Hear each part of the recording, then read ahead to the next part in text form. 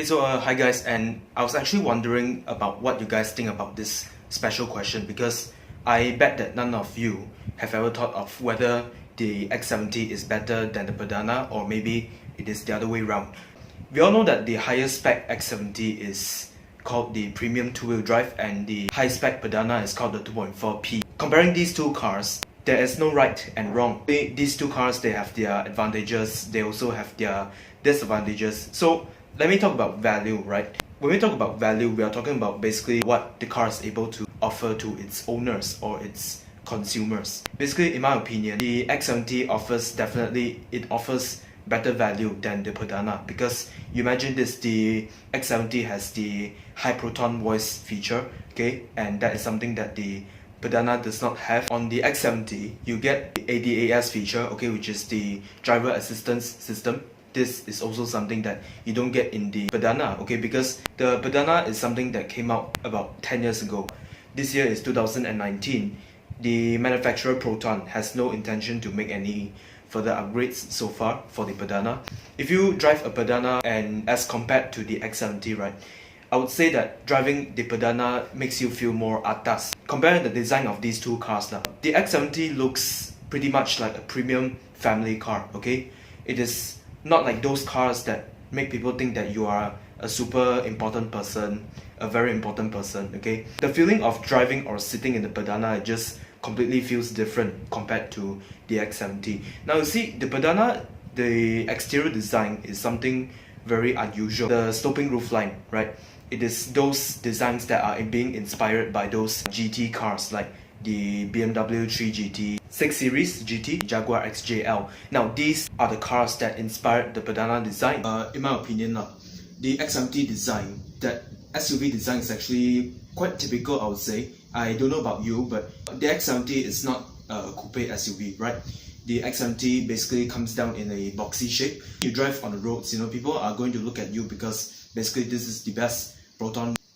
On the other hand, it is just like, it looks pretty much like any family SUV that you can find on the road. I mean, even the X3 looks normal, even the GLC looks okay from the backside, but the front end, I don't fancy the GLC. Now the Perdana and the X70, they both accelerate, I think, about the same, because basically they both have almost the same horsepower outputs, and on top of that you get one more gear with the Proton X70, which is a good thing because we need more overdrive gears to keep the revs low, to save more fuel. In terms of road tax, we all love to talk about road tax, because basically you see the companies, they buy cars like the Tiana 2.0, the Accord 2.0 liter, the Camry 2.0 liter, which is no longer available.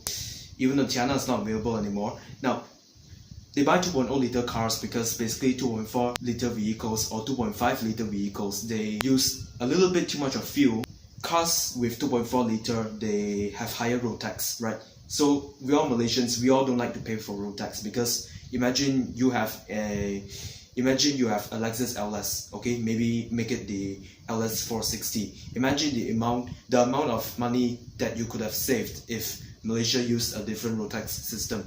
So Perdana is 2.4 and the X70 is 1.8 turbo engine, which is actually the EA888 from Volkswagen, revised and refined before they were put into Geely bodies. You can see that a 1.8 and 2.4 road tax, there's going to be a lot of difference. You see, for a 2.4 or 2.5 vehicle, your annual road tax is about,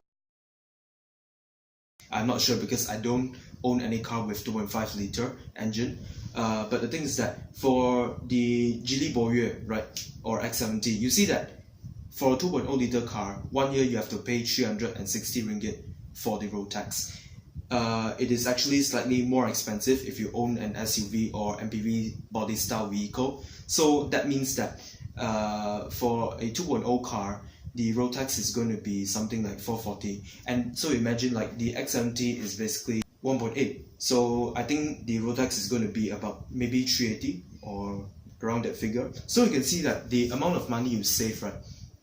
Basically, you can come to imagine the sudden turbo spools that you get in the X70, and also you can come to imagine about the cheaper road tax that you can save every year. In terms of comfort, now the X70 is definitely the answer, because the X70 has been known for its quiet ride. It also has very good stability on the highways. You see, the 8th generation Accord, when it came out last time, everybody is fucking the car. Everyone says that that car has, the loudest engine noise. That car has the loudest road noise as well. And then all these problems, they were actually brought over to the 9th generation Accord, which, I mean, that doesn't make any sense, because you are selling an executive car to people, but in the end, we don't feel any luxury.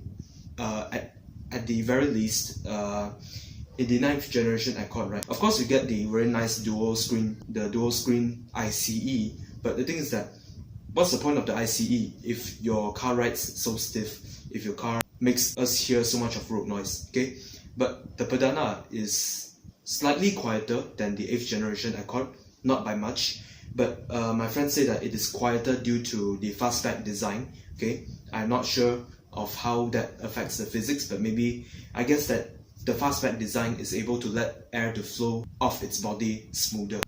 So comfort-wise, of course, the X70 is better. The X70 has ADAS, and it definitely has more airbags than Proton Perdana, and the X70 is actually a few thousand cheaper than the Perdana. It is up to you actually. I mean, like, for me, I'll get neither of them, because basically the Perdana makes me feel more atas on the road, because the exterior design is more striking to me. Buying a car is very crucial, because buying a car, a lot of people, they take a loan of up to 7 years, some even 9 years. So you can't imagine fucking yourself for the next 9 years if you bought the wrong car. From a money point of view, I would say that get the X70. It is a better decision, because everything that you can come to find in the X70, it will be better than the Perdana. Imagine if they based the Perdana on the 9th generation Accord instead.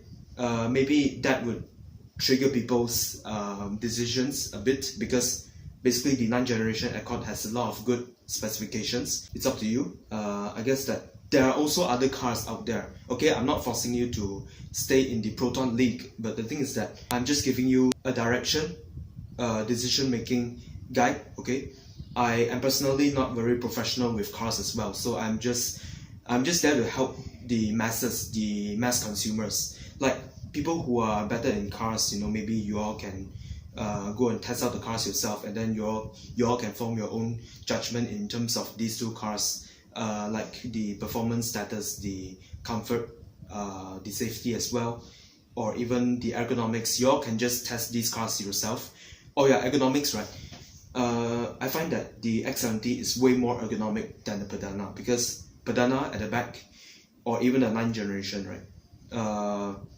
The back seats are a bit too low, okay? And I think that sitting like that for a long journey, it is comfortable enough, okay? For my friend who is 1.8 meters tall, he told me that the Perdana is comfortable enough, okay? But a lot of people, they are seeking for more. They are seeking more than enough. So X70, the seats, they are better than the ones in the GLC. There you have it, and I hope that you find my guide useful. Okay, so click the subscribe button and don't turn on the notifications if you don't want those annoying emails, and I'll see you in my next video. What I think is that the X70 is the proof to Malaysians that we as Malaysians, we are actually willing to buy a Proton which is more than 100,000 ringgit, because you see that when last time the Perdana came out, everyone was complaining the fuck out of everything. They are saying that, hey, why are you selling the car for 100,000, use the 10 years old technology, blah blah blah. You see, now people use Chinese technology, you also buy what? They say that actually 15,000 bookings have been made and 2,000 units have been delivered. You're saying that Perdana is something that no one wants to buy because it's overpriced. Now this Chinese SUV, everyone of you are buying. So yeah, I mean, like, X70 is the miracle for Proton. It is the rising star, it is the it is that soul, it is that humble SUV that make Proton different, okay? To me, if you have children in future, 5 years later, just 5 years later, your baby, your child is going to say things like, why is Proton as good as a Japanese or Korean car? Things are changing, and that's what it is.